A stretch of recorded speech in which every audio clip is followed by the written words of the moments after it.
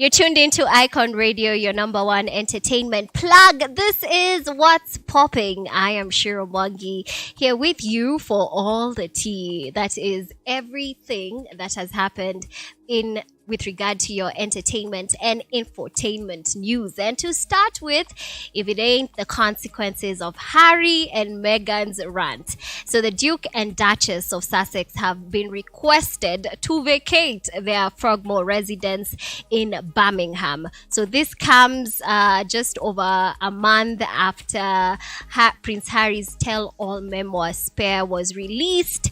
And according to BBC, a spokesman for Harry and Meghan has confirmed the news that Buckingham Palace has requested the couple to move out. This is obviously because the current king, who is King Charles III, is extremely disappointed in what was shared in the book.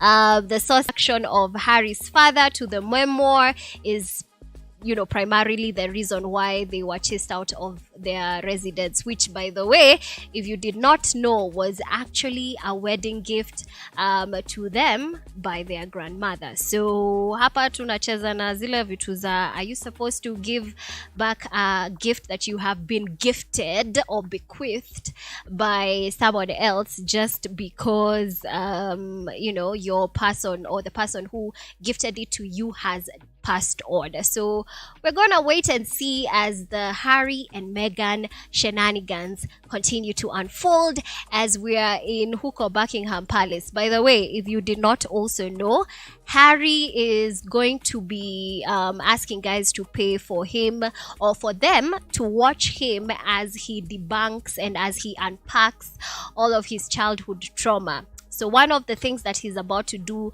during the next couple of months or weeks is sit down with a psychiatrist, a counseling psychologist, something like that, to just talk about his traumas, his challenges, his depression, his anxiety, and you're gonna have to pay so that you're let in, so that you're also able to sort of get the insight on the things that you need to do. But moving on swiftly, Pale Hollywood, Michael B. Jordan had an awkward run with a former classmate.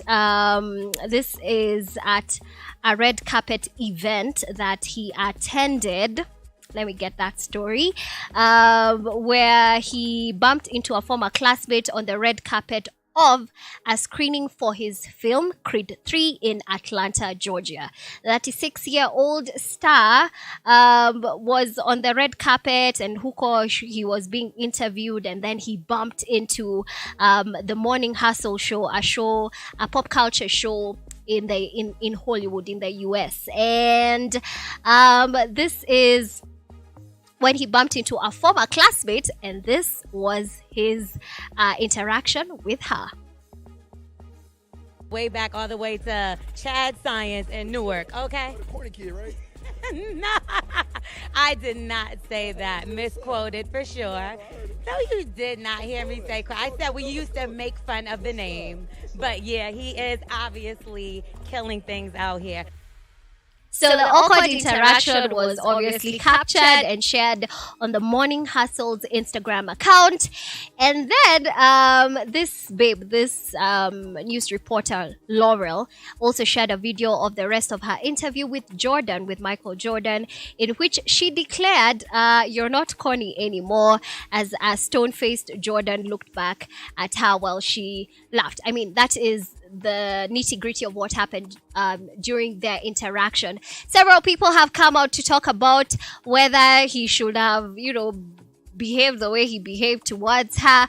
But I want to know, what do you do when you're out there in public and you happen to bump into someone who was giving you so much pressure, so much stress while you were in primary school? I want to find out. Please make sure to comment down below on our YouTube as we move straight on to the next piece of entertainment news. That is what happened during this week. And in a sad turn of events, artists have not been paid for performing at the Nairobi Festival. So the inaugural Nairobi Festival festival happened late last year around December 10th, 11th. It featured 50 artists, including Jua Kali, Wakadinali, Saru, and King Kaka, including Arrowboy as well, who took to Instagram just the other day to talk about the fact that they have actually not been paid for what they did pale kwenye Nairobi Festival. And he called on to the Nairobi County Governor to take action on an Instagram story saying, "Dear our Governor Sakaja, mambo imetemka huku nje. Since we performed at the Nairobi Festival in December, we have not been paid." So apparently, as they continue to request the person that procured them, the direct link between the county government and the artist, who was Homeboy's agency, who contracted them for the event, they apparently have not made any payments since the county government has yet to pay them as well.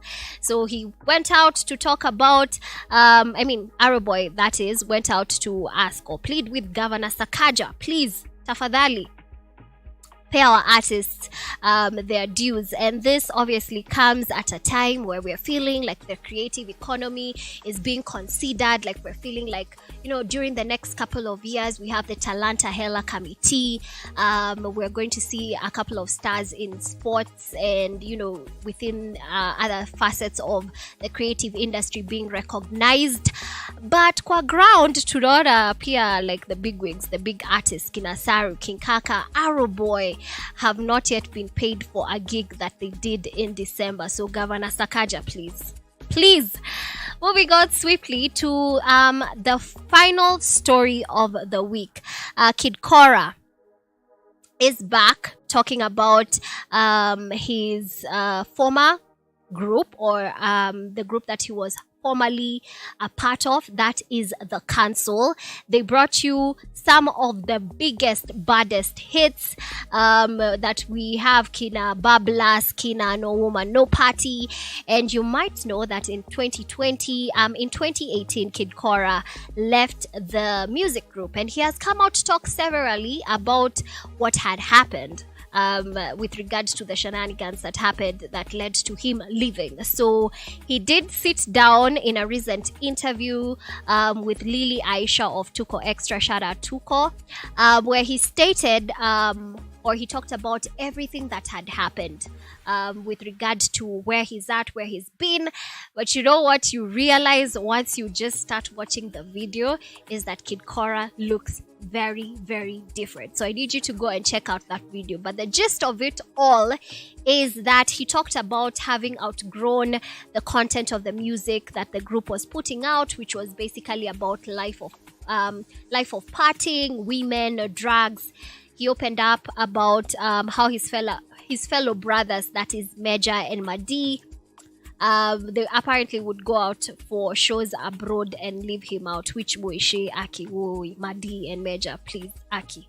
It's a bit sad. So he also talked about the fact that a lot of the music that was produced by the Council was actually a lot of Meja and Madi style, and the fact that he leans towards R&B style. So he was apparently out of place with regard to the Council. But he has come back to say that he's still coming back. He's in the same. He's producing behind the scenes. He's good. He's doing well. And obviously, as they all say, he wishes his brothers Meja and Madi all the best. This is what's popping. I am Shiiru Mwangi. Really glad that you could join me. Keep it Icon Radio, your #1 entertainment plug. I will see you next week.